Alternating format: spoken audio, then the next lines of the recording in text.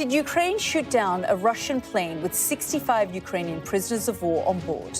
That's what Russia says happened today, and there's been no denial from Kyiv. Russian authorities say everyone on board the military aircraft died when it crashed in the west of the country. We're now approaching 2 years since the Russian invasion of Ukraine, and it's having a profound impact on the youngest of victims. We hear from the children who've known nothing but conflict. When rockets fall, I tried to hide my head under my toys. Also tonight, is Britain prepared for war? Army chiefs here and across Europe say conflict with Russia could come sooner than we think. We'll ask whether the steep decline in defence spending has left us vulnerable. And we hear from the generation who are now worried they could be called up as part of a citizen army. That's all coming up on The World with me, Yalda Hakim.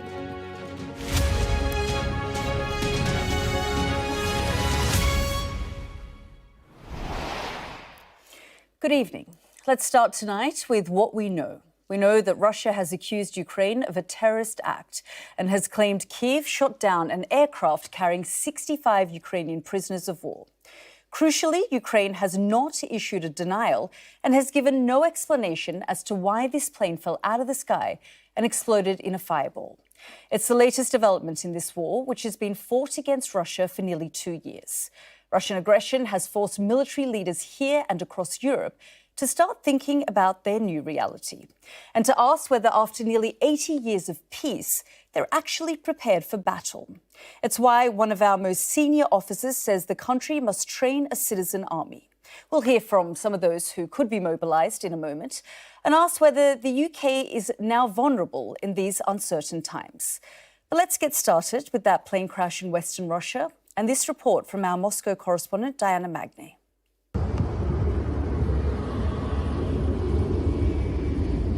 It's hard to tell much from the plane's final moments. A large shape hurtling towards the earth and a massive fireball. The plume of smoke at the end of this video, the result presumably of some secondary explosion as the plane was in its final seconds.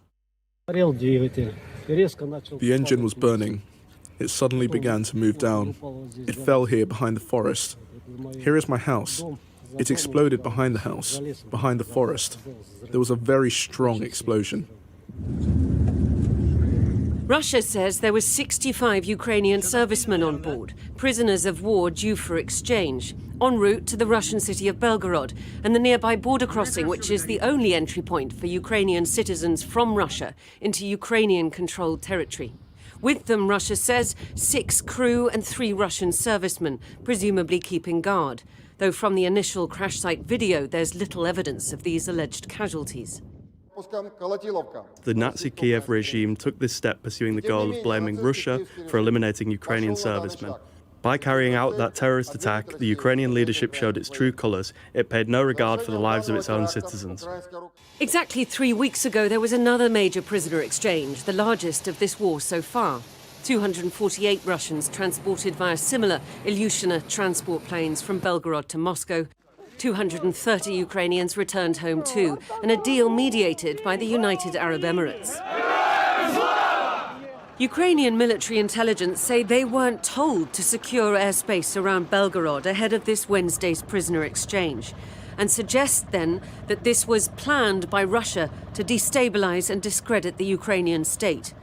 Not confirming they shot the plane down, but not really denying it either.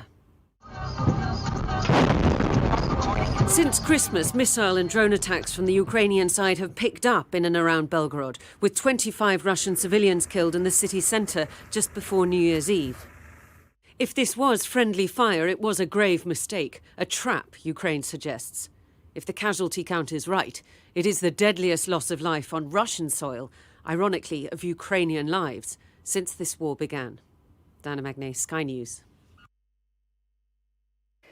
Well, as Diana just said, the crash took place northeast of Belgorod in western Russia, just over 20 miles from the border with Ukraine. Well, our security and defence editor, Deborah Haynes, is in eastern Ukraine for us tonight. Deborah, good to see you. I mean, there are a lot of questions being asked tonight and still no real answers as to what happened to this plane. Yes, and interesting, the statement that was referred to in Diana's report just now from Ukraine's military intelligence, basically accusing Russia of deliberately jeopardizing the lives of prisoners by not ensuring that Ukraine was aware that the mode of transport that the prisoners were being used to transport them for the exchange, saying that on the Ukrainian side they had met all of the agreed plans in terms of the Russian prisoners that had been intended to be swapped in this exchange. Like you said, there was no explicit acknowledgement from the Ukrainians that they did shoot the plane down, but clearly accusing Russia of not ensuring that Ukraine was aware of the mode of transport that prisoners were using is Ukraine sort of pointing the finger back at Russia. But whatever happens, we don't know yet exactly if prisoners, it hasn't been confirmed independently that prisoners of war were on that plane, but if that was the case, then clearly a huge tragedy in the war, another tragedy in the war. Indeed, another tragedy in this war. You've been covering, Deborah, this conflict since the very beginning. You've been there for the last week as well. Just give us a sense of the reality, the new reality for the Ukrainian people. Well, just yesterday, there was yet again a huge barrage of missiles against 3 Ukrainian cities, 130 residential buildings struck, 40 missiles fired, 18 people killed, 130 people injured. That isn't even major news across the world anymore because it happens not every day, but regularly enough. It's a drumbeat of war that's become normal daily life. And interesting, you talked about the head of the British military making that warning for British civilians to be ready for war. It's Ukrainian civilians here who have mobilised en masse to try to defend their country. And it's also civilians that are living with the reality of this war, including the children. And it's the children who I spoke to in the frontline city of Kherson, who have been through the invasion, they went through occupation, they went through liberation, and now they're under daily bombardment. When rockets fall, I try to hide my head under my toys. Illustrating Ukraine's lost childhood, hopes and dreams framed by war. Invading Russian soldiers drown in a river in the frontline city of Kherson. Ivan says his favourite drawing is of a tank. The 6-year-old already wants to become a soldier and says Russia is bad. They are destroying Ukraine, and I know how to destroy them. Heavy thoughts for such young minds. Schools in Kherson are shut, but a charity uses this classroom for speech therapy to try to reduce the damage of almost 2 years of war. A growing number of children have trouble speaking. Some no longer talk at all, terrorised by the fighting and with little chance to socialise. Last lesson we were drawing Christmas trees. Everyone had to draw a Christmas tree from their imagination. A lot of children drew a Christmas tree with explosions with grenades. There was even a nuclear Christmas tree which soldiers were defending. It's hardly surprising. This is the soundtrack for Ukraine's children. Air raid sirens and artillery. We travel with the military to the site of a strike earlier in the day where a man was killed. But before we even step out, another shell lands nearby. Driving. A soldier on the radio yells, "Let's get out of here." Russian forces occupied this city at the start of the full-scale invasion. Ukrainian troops won it back, but efforts to push further into Russian-held territory have faltered. It means the front line remains just across the river. No relief for the few families still living here, unable or unwilling to leave. We were given rare access to an island under Ukrainian control that lies between the two banks. This place is the most dangerous in Kherson. It's one of the closest points to the Russian forces, and the shelling is pretty much daily. Many people have left, including most of the children, because the threat is just too great, and some say it's growing.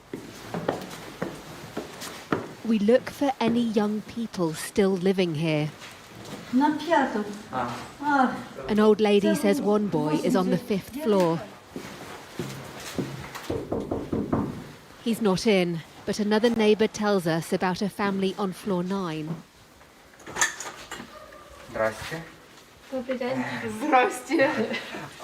Anastasia has 2 girls, aged 2 and 1. They've barely known anything but war. She heard bombing from my tummy, so has never seen normal life. We are afraid to play on the playground, so we are staying home. It is very dangerous outside because there is shelling all the time. And do you think if it gets even worse, will you have to leave? If it continues like that, of course. Why would we stay here? We will have no choice then. Despite the danger, some hobbies are just too important to surrender. My dream is to become a second Lionel Messi. Rostislav hardly remembers life before the war.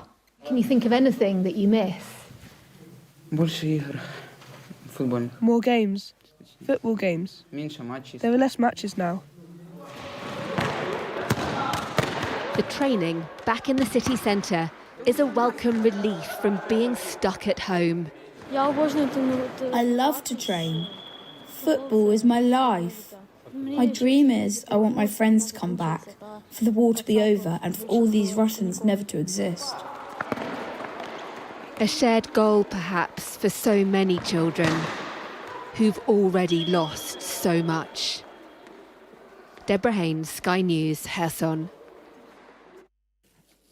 The impact of the youngest on the youngest of victims of this conflict. Well, to discuss this further, joining me here in the studio tonight is Freddie Sayers, the editor-in-chief at UnHerd, and Catherine Philp, World Affairs editor at The Times. And joining us remotely, the Ukrainian MP, Lesia Vasylenko. Thank you so much all for joining us. Ms. Vasylenko, I'm going to come to you first, though. We've just heard there from our correspondent, Deborah Haynes, the impact on the children of Ukraine, which we've seen throughout this conflict. Of course, like millions of Ukrainian families, you and your family have also been directly impacted by this conflict. Absolutely. Every single family in Ukraine is living through the consequences of the war, of Russia's war against Ukraine. And every family is different, but one thing that we all have in common is the abnormality that the war brought with it and the suffering that comes with it. Some children have lost one parent, some children have lost both parents. There are thousands of children who have had to live through the hell of deportation, who know, despite their young age, what filtration camps are, and who have simply been abducted by a foreign power, by Russian soldiers, taken into far regions of Russia, and it's by miracle that they are being rescued. Still many more children remain like that. There are families who are slightly better off in all of this situation, where mothers had to take their kids out from the country while the fathers remain either in Ukraine or are fighting on the front lines. Yeah. But at the end of the day, the suffering of broken families and separated families is there in every single home in Ukraine. If you can just tell me then, how you feel and what goes through your mind when you hear about the debate in the West about whether there should be continued Western support for Ukraine or not. there should be continued Western support for Ukraine, and that's a full stop at the end of that sentence. Ukraine is playing the crucial role, not just for our own sake. Of course, we are fighting for our own sake. We are fighting for our country. We are fighting for our home, for our families. We are fighting for Ukraine to remain independent and an integrated, independent free country. But at the end of the day, Ukraine is also serving as a buffer zone at this point in time between totalitarian Russia and the free world. Ms. Vasylenko, I'm just going to bring in our studio guest. Freddie, I'm going to come to you. Just on that last point that Ms. Vasylenko was making, she's saying that, look, we're on the front lines of this, but this is about protecting Western values and ideals. It feels like the conversation has changed so much in the West, at least over the past year even. At the beginning of last year, there was so much optimism that Ukraine was suddenly going to make incursions into the land currently occupied by Russia. There was talk of the spring offensive, if you remember, that then became the summer offensive. And we were really talked up to the idea that there was going to be a big pushback. And now there is, I guess, a sense of disappointment and maybe bitter reality that it's going to be much harder. And I'd be keen to hear from Lesia what her experience is on the ground, whether that some of that optimism has disappeared. Yeah, I mean, Catherine, I'll bring you in. Freddie's sort of trying to reflect the fact that, you know, there was this feeling at the and pressure on Ukraine at the very beginning of this counteroffensive that there would be results, and then there weren't necessarily any results. Well, I mean, I was on the front line of that counteroffensive, and I was on one of the pushes into the area around Zaporizhia and to the east. And the troops there were just coming up against these incredible defences that you couldn't imagine how they were going to get through them.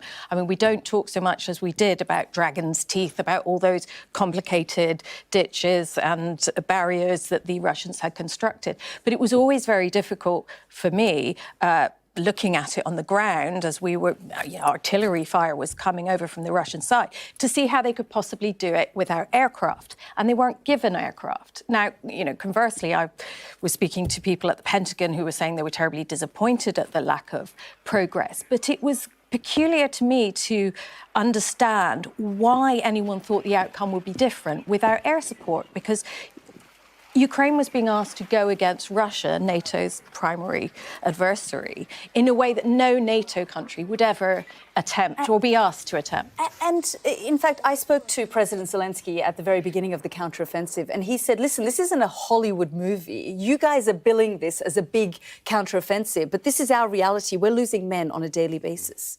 Well, if it was a Hollywood movie, it's a long and painful one, and so far there is no happy ending, and it really feels like in the West, the conversation, especially, and I will probably talk about this with the possibility of a President Trump later this year, there is a sudden cold sense of reality. And I think people's expectations are being very rapidly adjusted. I just wonder whether the same feeling is felt on the ground. Well, yeah, let's bring in Lesia. And just your response there to what's being discussed here on the panel, that the reality now for many people in the West, that there weren't necessarily results and therefore uncertainty about whether there should be ongoing commitment to the war in Ukraine. There are results. They're maybe not as far-reaching as it was expected, but there are results. We are regaining our territory centimetre by centimetre, but at the same time, the task of the Ukrainian military is to do so with as little human loss as possible.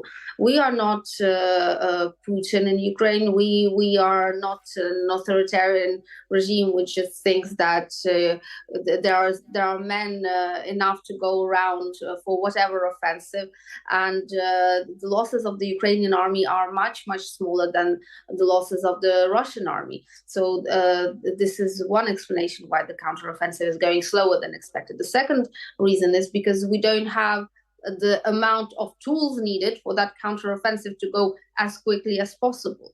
The situation with weapon deliveries in Ukraine is still not fast enough, and is still not in the amounts that are needed for that counteroffensive to be the picture perfect that the West and the Western communities expect it to be.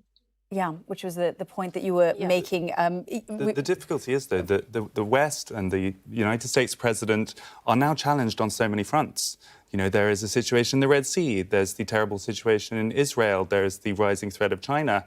And in Washington, I suspect the calculation is becoming, it's not a kind of mean-spiritedness, not wanting to give all of the ammunition and weapons. There's a reality about what they can actually And support. we will come to that, sort of what's happening in Washington and what the response is likely to be. Thank you very much for joining us for this aspect of the panel. And Lesia, Vasylenko, thank you very much for joining us remotely. Now, stay with me, because coming up, we'll be asking whether the West is really prepared for a full-scale war. That's after the head of the British Army said we need a citizen army ready for war with Russia. But is our military really in that bad of a state? We'll be asking that question.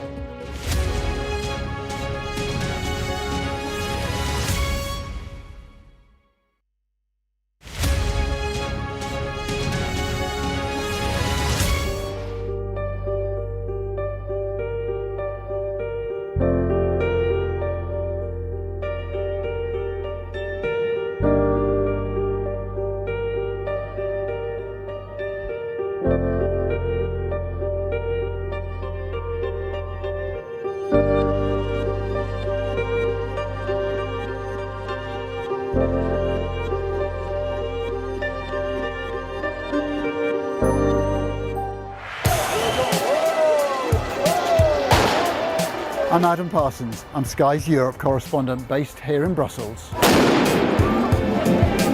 More flares going off, a volley of rocks, cobbles have been pulled up out and are being used as missiles to hurl at these police.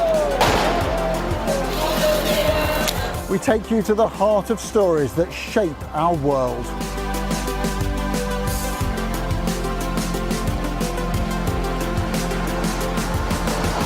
We aim to be the best and most trusted place for news.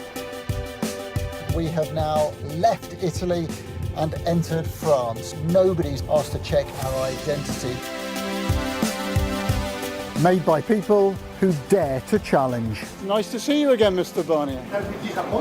Why? Meeting you. Fishing does have the potential to stymie an enormous economic deal.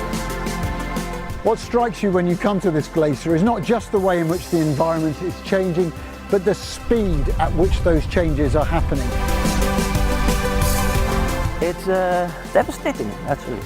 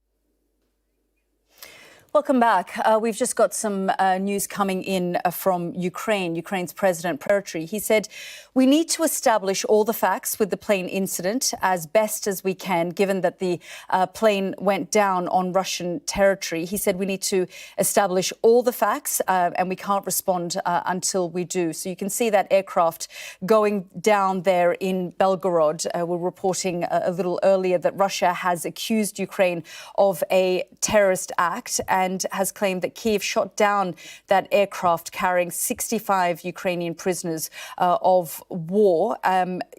As we said, crucially, Ukraine has not issued a denial and has given no real explanations. But the Ukrainian president tonight, in his evening statement that he's been giving since the very beginning of this conflict, he said we need to establish all the facts with the plane incident as best as we can, given that the plane went down on Russian territory. Earlier, we did see a statement come out from the Ministry of Defense in Ukraine, not admitting to it, but also not denying it. So that sort of created claim and counterclaim. We heard a little there from our defence editor, Deborah Haynes. But we're hearing now from Ukraine's President Zelensky, who said we need to establish all the facts before we respond. If we hear anything more, we will be bringing you up to date.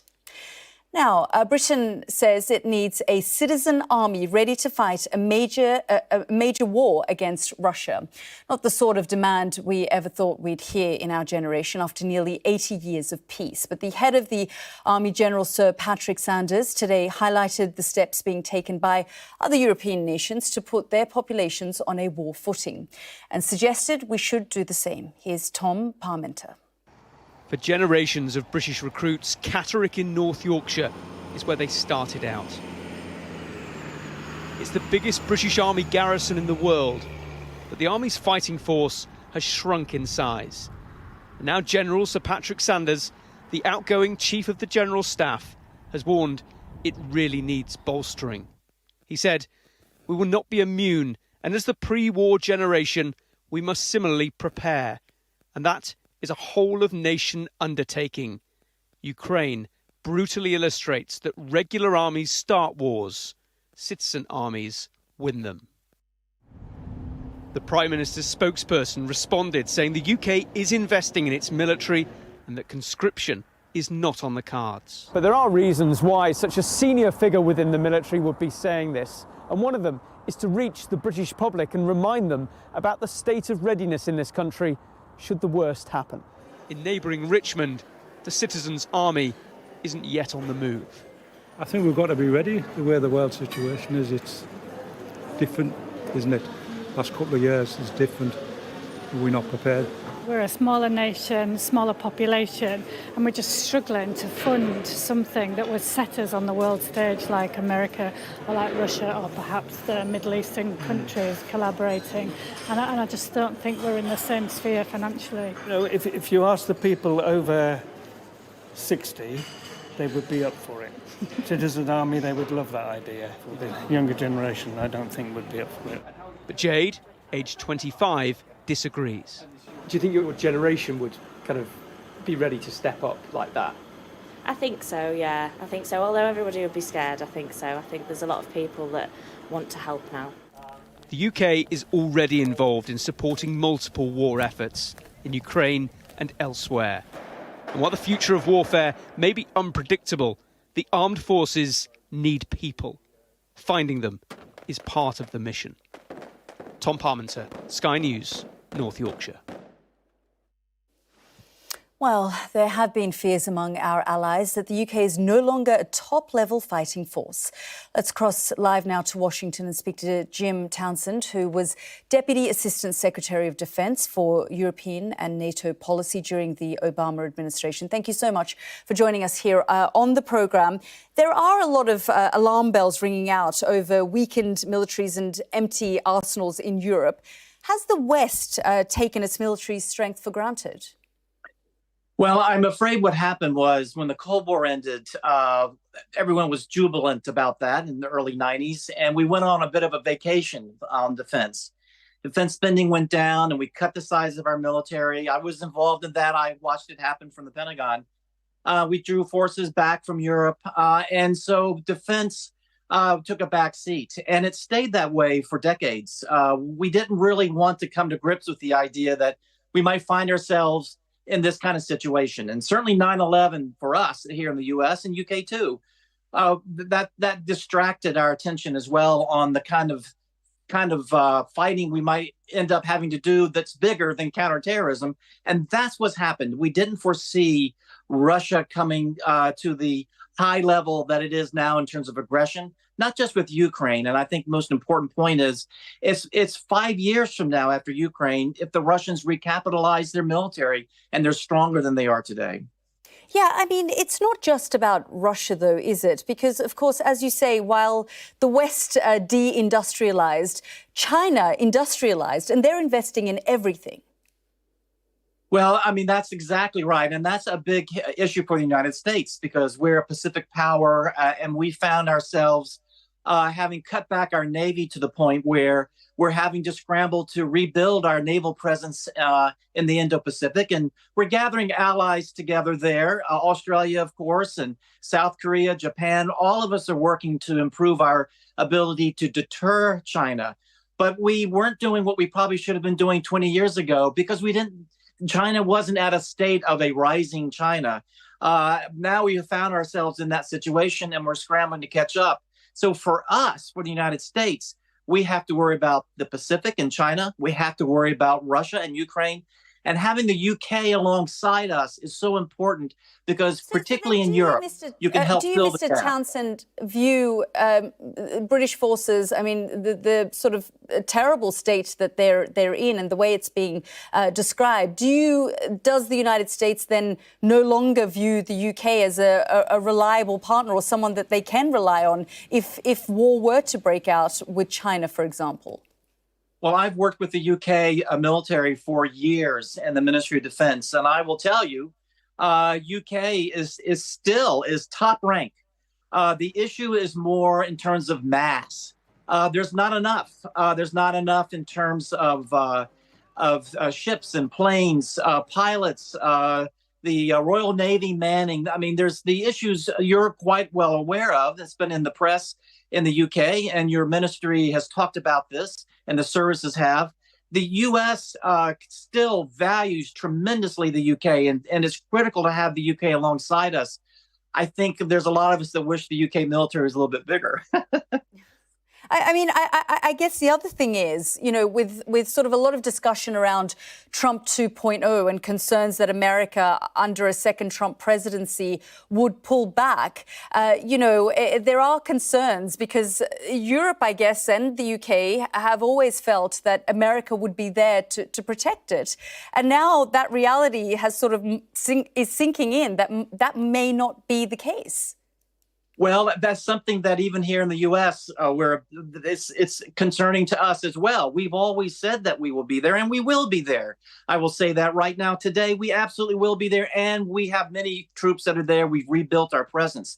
But if Donald Trump is reelected, we don't know what he's got in mind in terms of the U.S. presence or in terms of U.S. engagement in NATO.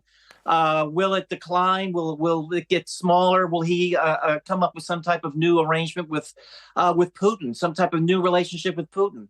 But whatever happens, I think Europe needs to hedge. UK needs to hedge because if for whatever reason the US doesn't engage as robustly as we have in the past, it will fall to the UK and to Germany and to France to lead the way in Europe, to rebuild and to deter the Russians. And again, that's a worst case scenario, but we don't know. That might not happen. Indeed. Jim Townsend, great to talk to you. Thank you so much for joining us. Thank you. This is The World with me, Yalda Hakim. Next up, could a return to the White House for Donald Trump see the United States pull out of NATO? We examine what a second Trump presidency might look like.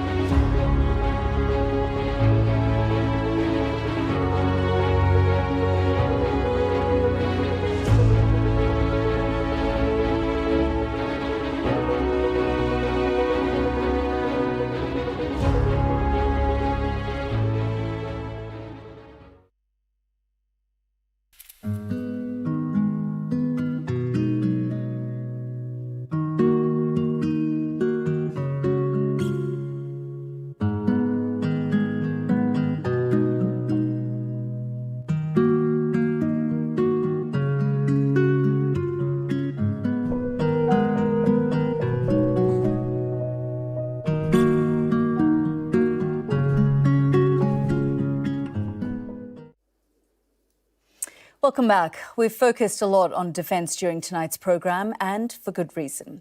There's one man who's running for president in the United States whose impact on the world stage and at home cannot be underestimated. Yes, we're talking about Donald Trump, who's now one step closer to being the Republican presidential nominee after a win in New Hampshire.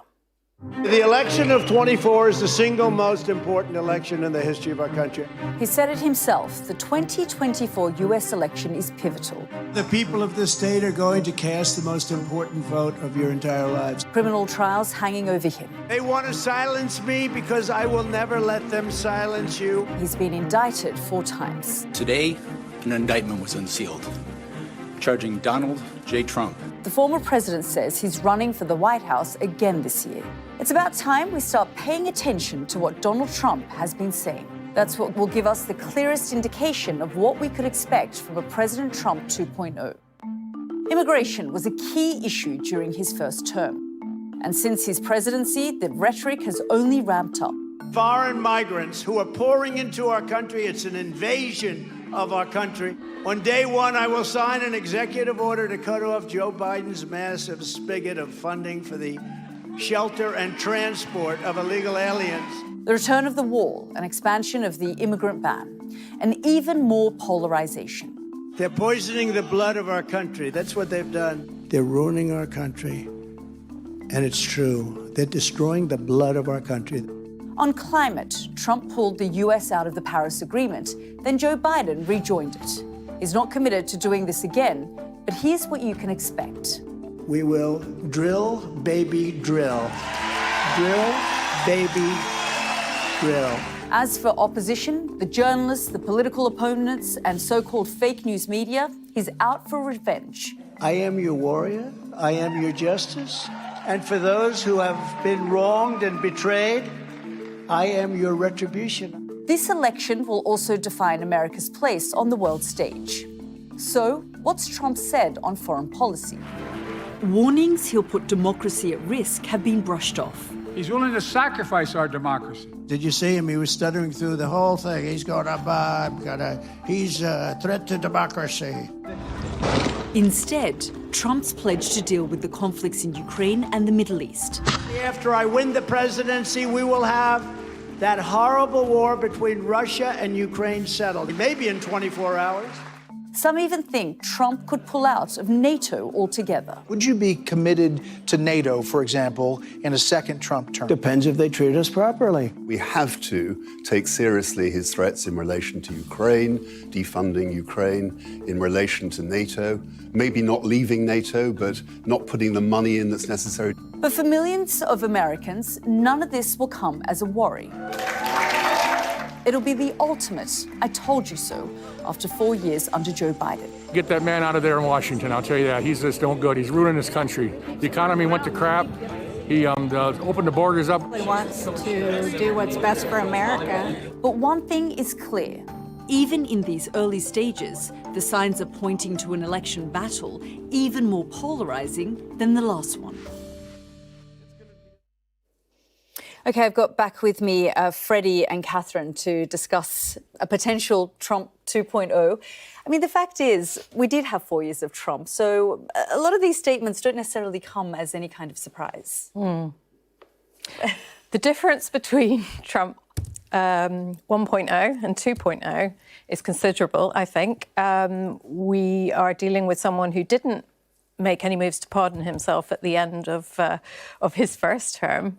I wonder if that would happen again. He questionably incited insurrection against on Capitol Hill against Congress. A lot has happened in that time. And if we do have President Trump again, he's not going to be someone who's constrained in the way that perhaps he was the last time. It's also quite hard to imagine who would serve in his administration, given that if you look back on all the people that he had in his cabinet the last time, almost to a man and woman, they have turned on him. So they were either fired at the time or, they left themselves. Freddie? I mean, look, I'm not going to make a defence of Donald Trump. but this is a foreign affairs show, and actually foreign policy is one of his better records from his time as president. The fact is there were no wars, there were some advances like the Abraham Accords, and actually he has a pretty defensible record in that. And a lot of the rhetoric, and I've slightly felt with your introductory package there as well, is that this is a kind of evil that emanates from the particular individual of Donald Trump. The reality is that the voters in the US are tired of wars. They are tired of America engaging in these kind of things on the other side of the world. And so what he's speaking to is something that a lot of people in America support. So the question of, should they be fighting so many wars? Catherine. You'd get an answer. Yeah, I would argue against the idea that a successful foreign policy is merely the absence of wars of aggression. I would also argue against the idea that the Abraham Accords was some sort of unmitigated success. In fact, the Abraham Accords was largely economic and symbolic rapprochement between two countries, Israel and the UAE to start with, and Bahrain, who were not at war. No, and that was happening behind the scenes. And it was happening behind the scenes, but also the idea that the Israelis had, which was cultivated by Trump, that you could solve the Palestinian question you could solve Middle East peace without having to take the Palestinians. That blew up in Israel's face spectacularly on October 7th. But if I just pick up on what Freddie is saying here, the critique on sort of defence spending on NATO and that European countries need to pull their socks up, that was a fair critique. It was a fair critique. And indeed it did get NATO members to put their hands in their pocket and get money out. Now, if that's certainly Germany, astonishing turnaround, but I think we can probably attribute that more to what happened in Ukraine. Sorry, go ahead. That is one thing that we really needed. Yeah. And whether Trump wins or not, hopefully this has focused minds. Europe cannot have a security policy relying on who wins an American presidential election. That's mad. Agreed. Finally, people in Europe are realising we need to sort out our own security and actually, they're waking whatever up. happens with NATO. But that's not how NATO is constructed. So I think it is fair enough to say that Donald Trump's animus towards NATO is problematic. And that you wouldn't just sort of in a fit of piques decide not to live up to your Article 5. But the question then is, does NATO survive if the US does pull out? First of all, him pulling out is actually quite a difficult process. It is. If it does happen, though, does it mean that Britain doesn't have nuclear, is it not a nuclear state, or France? He doesn't need to pull out of NATO. You're absolutely right. It's very complex. Now, we just heard a secret that had been held for 3 years that Trump had said to Ursula von der Leyen, we will not come to your help. We will not save Europe if you are attacked by Russia.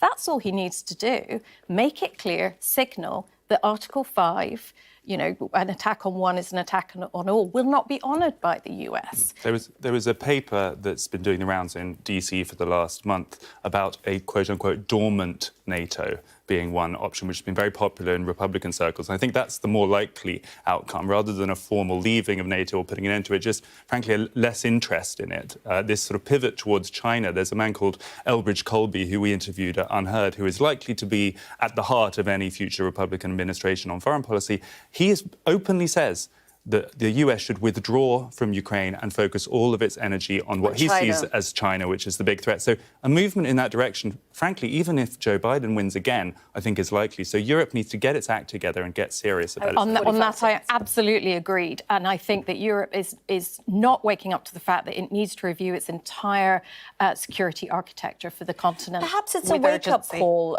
for Europe. The fact is that they've always had this reliance on the United States, and the reality now suddenly is that actually we can't necessarily be relying on Europe, and then looking at their own stockpiles and realising the problem is you can't build a nuclear deterrent to replace America's in the next 12 months. It can't be done. Where are the factories? Well, quite. We've got to mention that because this is the week in which our very last steel-making furnace is being closed in Port Talbot. And we're hearing that British Steel, now Chinese-owned, is also in financial trouble. So literally, if the British government is serious about its own defence, there's an industrial policy question as well. We can't build tanks if we can't make steel. Yeah, lots to continue to discuss. Thank you so much. Stay with me.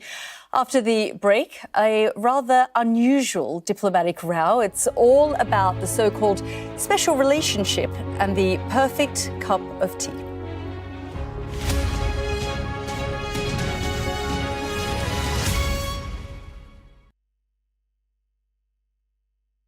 A skin check is something we should all carry out on a monthly basis. I was going to ask you about it. Absolutely. So Sarah Ferguson obviously is a type 1 skin type, so she has very fair red head. Because she's a redhead. Yeah. Absolutely, and that puts her in the firing line for melanoma and all types of skin cancer. So really, if you have that skin type, you need to check your skin, not just once a month, but really get to know it.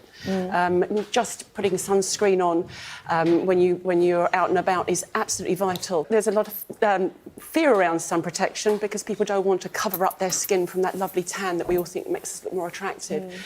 But the fact is that if the UV index is over 2, so if it's, 3, if it's over 3 and over, we need to wear sunscreen from May to October. And that's not just on the beach.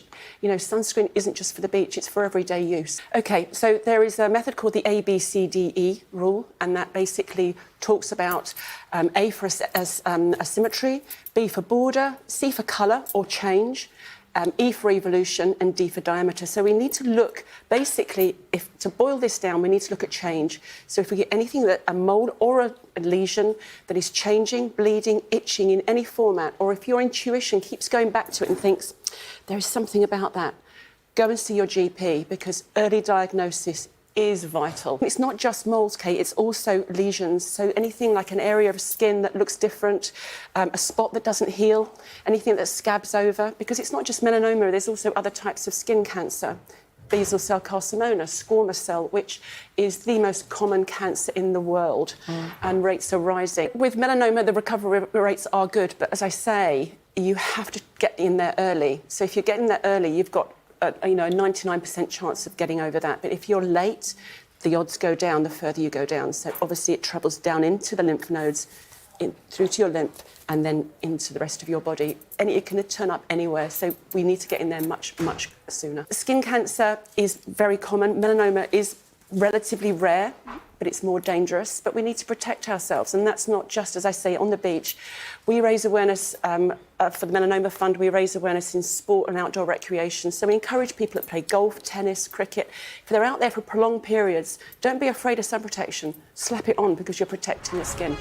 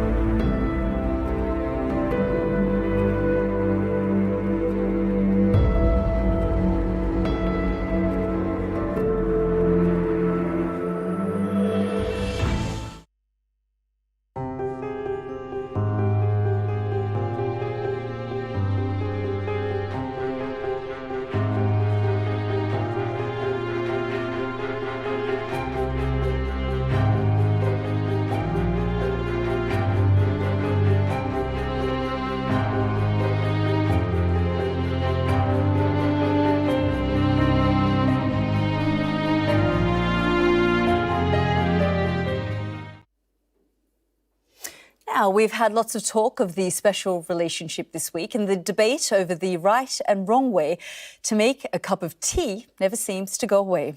Remember this viral video? Have a look. So fill our mug with water, put it in the microwave, set it for a minute, pour the milk in, drop your tea bag in, add the sugar, give it a little stir, and that's how you make hot tea. Well, today one scientist claims to have discovered the perfect recipe. Let's bring in chemist Dr. Michelle Frankel, who set off Twitter tit for tat between the US Embassy and UK's Cabinet Office. So just tell us, Dr. Frankel, what is the secret ingredient? Well, the secret ingredient that set off all the furor was salt. And my suggestion that you could add a pinch of salt to remove some of the bitterness from tea. I mean, this has come from somewhere because you've written a book about tea. You've done a lot of research around tea. Right, I read over 500 papers to do the research for Steeped, and it turns out that this is a long-standing tradition. There is evidence in 8th century manuscripts from China about adding salt to tea, but there's recent research that shows that the sodium ions, they block the bitter receptors, so you can sort of tell your tongue not to taste the bitter. And I know that, you know, certain cultures, actually, Kashmiri culture, they have salt in their tea. Sure, and one of the things it does do is help reduce that bitterness. It's just another, you know, kind of taste on the tongue. But as we said, it's sort of created a Twitter storm, or X as they call it now, with people sort of saying, what are you talking about? Right. I mean, it's sort of the battle between tradition and science, right? You know, we make our tea the way we make our tea, and we like what we like. But I wrote the book to try to find out how to tweak my cup based on the chemistry to make the very best cup of tea I could for me. And I think that's, you know, definitely what we're after here is, you know, if you want a taste of tea that's a little less bitter, try that pinch of salt. We might do that. Dr. Frankel, thank you very much for your time. I've got Freddie and Catherine here in the studio with me. I mean, you know, they put their tea in microwaves, so I don't know if we should be taking the advice. 500 papers on tea. That's some deep knowledge right there. Look, all I would say is, if we look to the history books, tea has played an issue in the American-British relationship before. I'm thinking of the Boston Tea Party and how it was part of the original American Revolution. So if they want to do tea differently, I say let's make peace and let's let them do it however they like.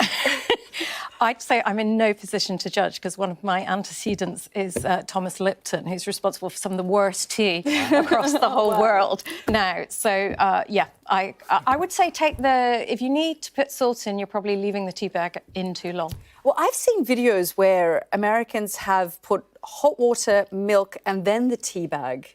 Well, that's what they do in Kashmir. They boil it up with the milk and so you get a skin on the top. Yes.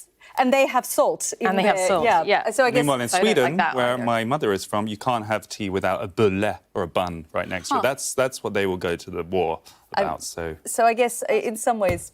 Afghanistan with the sweet next to your tea. Yes, there we go. Always, so you don't have to have the sweet tea, which absolutely. I appreciate. And then the kind of the sweet that it goes in the tea, actually. We're finally hitting the really big issues on this show. It took us an hour. It took us an hour. Well, really grateful for both of your time. Thank you so much, Freddie and Catherine. Now, jokes aside, this is a crucial year for the special relationship and the Western alliance. The question is, will a change of leadership change the world order? Lots of questions, lots of things to discuss. I guess I'm being told I still have a minute left on the programme. You know, this is, if you were to sum up what this year is going to look like for you, Catherine.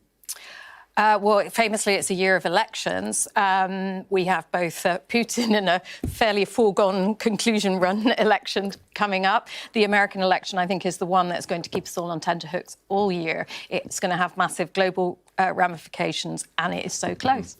And I think this is the year when we realise that we're in a more dangerous world, frankly, and that the West, far from controlling everything, is looking a little bit weaker and a little bit smaller. Yeah, indeed. I mean, still a lot to think about in terms of what the bumper sticker will be for this year. And I guess one of the things that I continue to say on this programme is perhaps it's, you know, tragedy, chaos, hope, but not necessarily catastrophic. Thank you both for joining us. That's it from the team, and I will be back at 9 p.m. tomorrow. The news at 10 next.